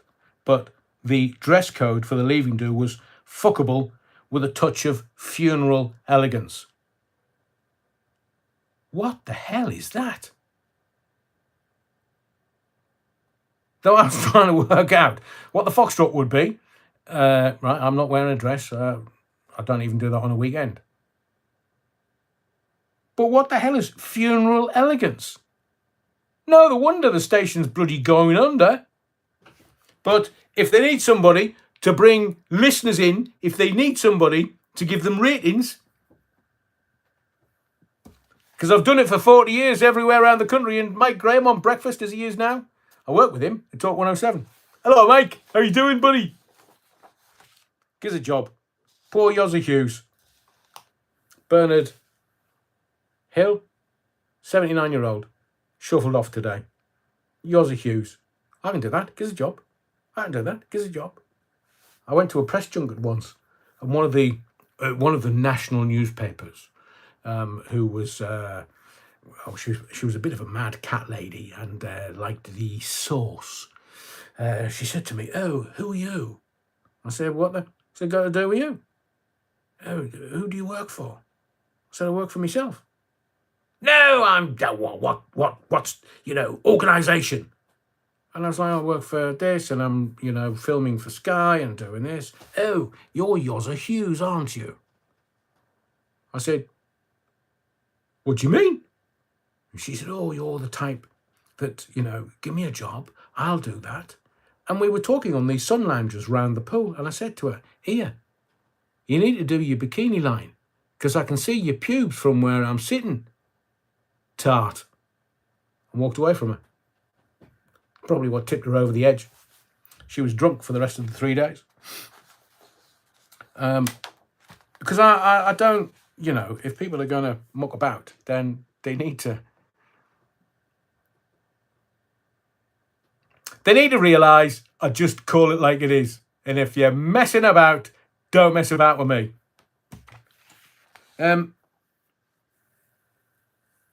So let me tell you, I was talking about Labour earlier, and I've got to tell you this. Oh God, honestly, it's an awful one. It is an awful story, but somebody's really brassed off with the Labour Party. You know that they've got a headquarters in London. So there was preparations for PMQs last week, and it was the prep was thrown into absolute chaos because the BBC has a Millbank office not too far from the Labour Party. And, well, all I can say is that there was the unmistakable waft of the brown stuff going around the BBC's Millbank office because, well, the scent filled the air because some mystery muck spreader had smeared the brown stuff up and down the corridor. Like, it was a dirty protest, like up and down, and it was just, ooh, I say. Are the toilets backed up? No, it's all over the walls. Look, it's all over the floor, all over the walls. You didn't read that. You didn't get that on the 6 o'clock news at the BBC, did you? Who's that? Who's that? Talblock Tracy, you utter tart. Scattenberg. Brilliant. Stop making me laugh, man. But that is genuine. That is genuine. BBC's Millbank Tower. Or Millbank office, should I say. Somebody's done it all over the walls. As we all know, in the body of this particular Kirk, if they'd eaten a bit of Battenberg the day before, it would have filled the whole office with a peculiar aroma, and it wouldn't have been the brown stuff. Now, I don't know whether you're on your computer or whether you'll laugh and have a look at this later, but you know that Kate Moss, the model, she's entering her final month of a partnership with Diet Coke. It's seemingly reported worth £5 million as some sort of creative director. They've made some sort of title up for her. And the bonus that she received was priceless. Priceless. Just don't Google Kate Moss Coke.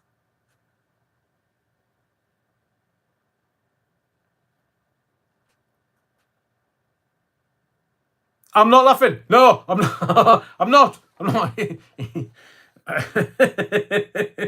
Might be suitable for work. No, NSFW. And as a kind of last little bit of this showbiz, it's not showbiz, it's politics. But can you remember, Trotter Cameron? Can you remember when him and his missus left the daughter at the pub near Checkers after a slap-up Sunday lunch? Remember when him and the missus, Sam Cam and Trotter, took the daughter and others and minders and security guards and stuff, and they went to this pub near Checkers and had a Sunday roast. No, Sunday lunch. Sunday roast was another party. So so Sam Cam and Trotter went off in separate cars because they're like that. They went off in separate cars, and they both individually thought that the other one had the daughter in their car. No. Now, not only is that daughter that could have been traumatised, not only is she old enough now to enter licensed premises on her own, unattended, we also hear that, well, Trotter Cameron's daughter is working in a nightclub in Glasgow. Not that kind of nightclub, but a nightclub all the same. That was one of the best political stories there ever was. Sam Cam and Trotter leaving their daughter in a pub. Everybody forgot her. It was like Home Alone for the political classes. The only other thing that... hang on. Somebody told me something and I wrote it down. Yes. I think somebody sent me an alert to tell me that an old work colleague of mine passed away today. There's not really any further details, and most of the radio industry is really cut up about it. A lovely, lovely, lovely, lovely, lovely guy called Brian Moore. He worked at Rock FM. He worked at Metro in the Northeast whilst I was in the Northeast, and was just one of life's nice guys, because there are some. It's just one of life's nice guys. I remember Brian well. Always put a smile on your face. But sadly, he leaves 2 kids and a partner. His ex-wife is now no longer with him. But we live in extraordinary times. Extraordinary. And 4 years ago, we were led up a garden path. Now, I'm not suggesting this is connected to Brian at all. But there's too many people going at a young age. Brian was in his 50s, man. That's no age. With the science that we have, the nutrition that we have, we should all be living to be 150. I wish. Mind you, I'm going to be a long time stiff, so I'll be happy with that. But it's... So I was at something, and I was talking to a doctor. Talking to a doctor, and she works in the pathology department. Did you hear that noise?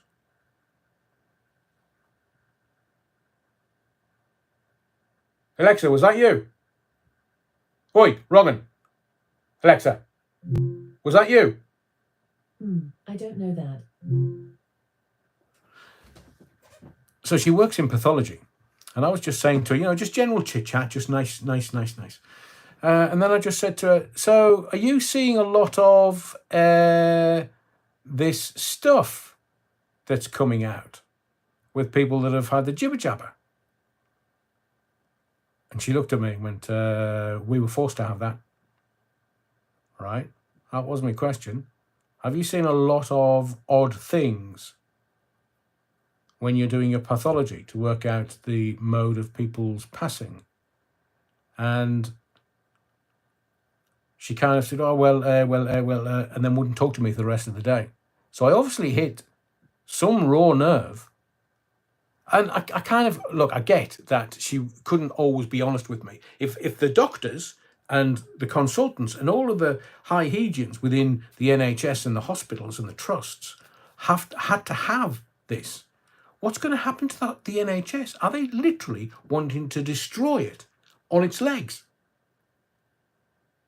Because people are going to be dropping like flies. So it's something that I'm aware of.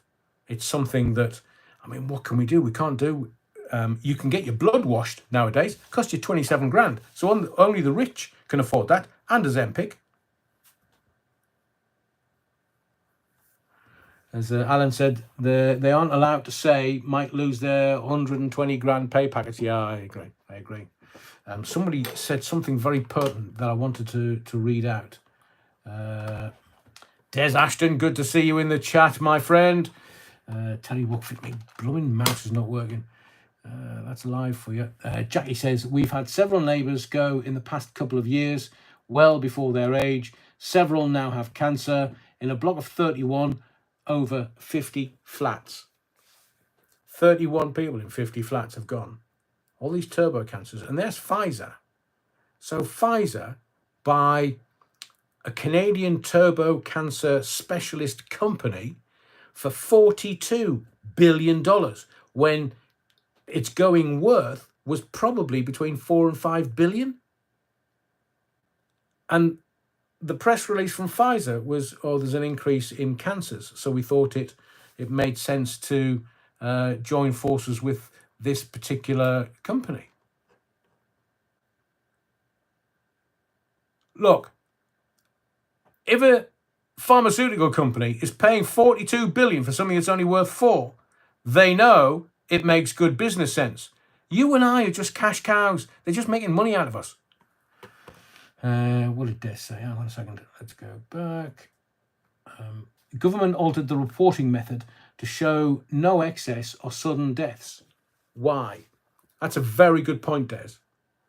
The numbers were massaged. People were dying with heart attacks, and it was put down as no, they died from the pandemic. And it was that confusion that they were trying to stop.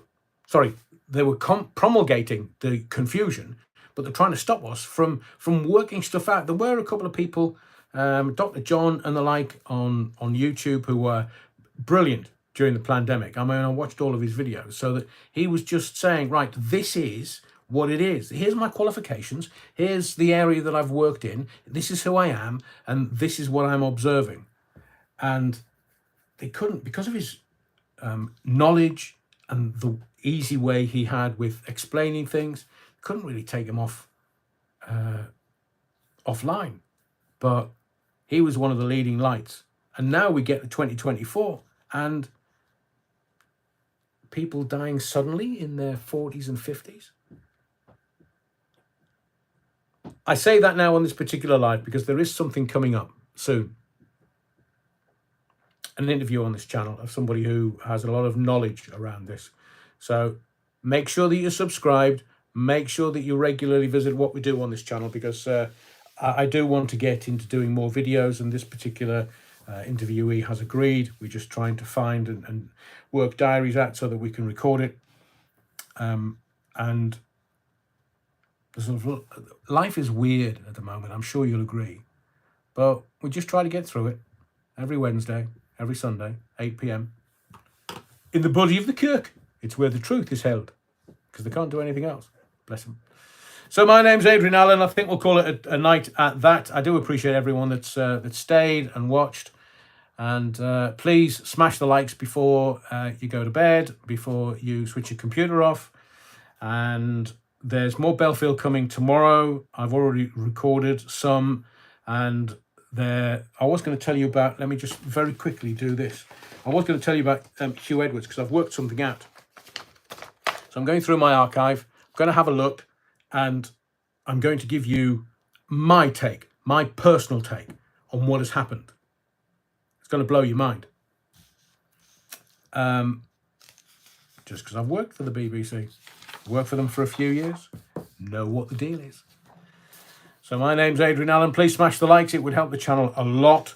Make sure that you are subscribed. There's more stuff coming very, very soon. And most of all this evening, I love doing these lives. Thank you for your indulgence. And whatever you do, wipe your feet before you leave the body of the kirk. Don't be thieving the prayer books. Leave it as you found it. We can tidy it up before Wednesday. And whatever you do, don't forget the Battenberg. Be well, stay safe. Speak to you on Wednesday at 8.